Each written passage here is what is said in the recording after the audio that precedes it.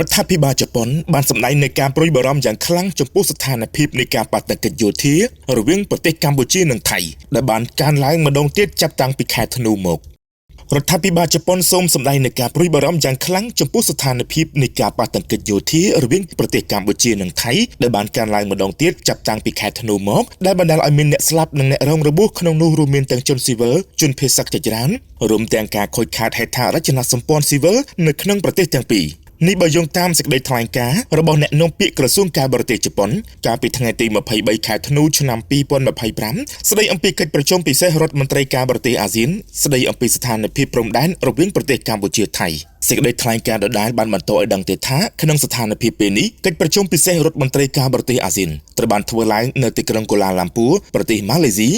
នៅថ្ងៃទី22ខែធ្នូឆ្នាំ2025កន្លងទៅនេះហើយសេចក្តីថ្លែងការណ៍របស់ប្រធានអាស៊ានត្រូវបានចេញផ្សាយដោយជំរុញឲ្យប្រទេសទាំងពីរចាត់វិធានការជាបន្ទាន់ដើម្បីបញ្ឈប់អំពើអរិភាពនិងវិលត្រឡប់ទៅរកការសន្ទនាវិញប្រទេសជប៉ុនសូមសម្ដែងនៃការគោរពយ៉ាងជ្រាលជ្រៅចំពោះកិច្ចខិតខំប្រឹងប្រែងផ្នែកការទូតរបស់ប្រទេសម៉ាឡេស៊ីដែលជាប្រទេសអាស៊ាននិងស្វាគមន៍ចំពោះជំហានវិជ្ជមានឆ្ពោះទៅរកការបន្ធូរបន្ថយភាពតានតឹងជប៉ុនក៏សម្ដែងនៃការគាំទ្រយ៉ាងជ្រាលជ្រៅសារជាថ្មីម្ដងទៀតចំពោះសហរដ្ឋអាមេរិកដែលបានខិតខំប្រឹងប្រែងដើម្បីសម្រេចបាននូវសន្តិភាពក្នុងនោះមានកិច្ចប្រឹងប្រែងបទជបាញ់និងសេចក្តីថ្លែងការណ៍រួមនៅទីក្រុងកូឡាឡាំពូ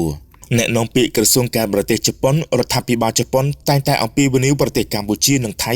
នៅកម្រិតផ្សេងៗឲ្យមានការអត់ធ្មត់ជាអតិបរមានិងដំណោះស្រាយដោយសន្តិវិធីតាមរយៈការសន្ទនាហើយប្រឆាំងទៅនឹងសកម្មភាពណាមួយដែលធ្វើឲ្យស្ថានភាពកាន់តែតានតឹងឡើងជប៉ុនមានបំណងក្នុងការបន្តកិច្ចខិតខំប្រឹងប្រែងដើម្បីជំរុញការកាត់បន្ថយភាពតានតឹងដោយសហការជាមួយនឹងប្រទេសពាក់ព័ន្ធនានារួមទាំងសហរដ្ឋអាមេរិកនិងបណ្ដាប្រទេសអាស៊ាន